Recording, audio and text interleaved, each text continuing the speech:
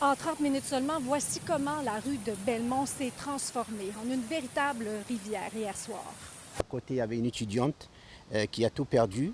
Je pense que les propriétaires devront, soit on ne doit pas louer ces demi-sous-sols. Au lendemain, donc, les gens constatent les dégâts. Cette propriétaire venait tout juste de rénover justement ses logements au sous-sol.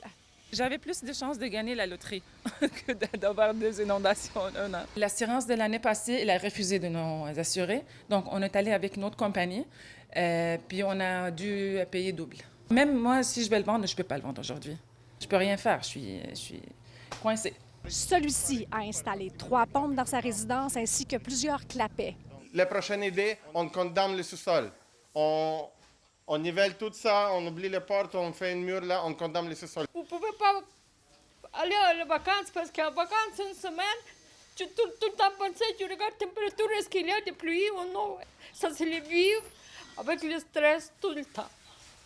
En fait, les résidents ici sont vraiment à bout de ressources. Par exemple, ici, on a construit un mur de béton il y a quelques mois, mais malheureusement, ça n'a pas suffi donc pour empêcher l'eau d'entrer. Ça rentrait quand même par les yeux, puis l'eau quand on entend. La femme de 87 ans s'est effondrée en larmes dans les bras de la candidate à la mairie. Il faut s'assurer que les gens... La madame qui est au coin, là, elle s'est fait un mur en ciment elle-même. Elle, toute seule, ça marche pas, mais elle se l'est faite elle-même.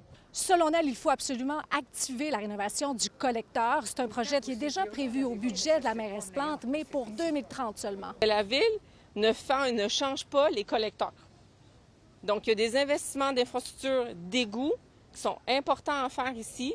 Même scénario sur Châteaubriand. Cet homme a dû investir 327 000 dans sa résidence à la suite des inondations de l'année passée.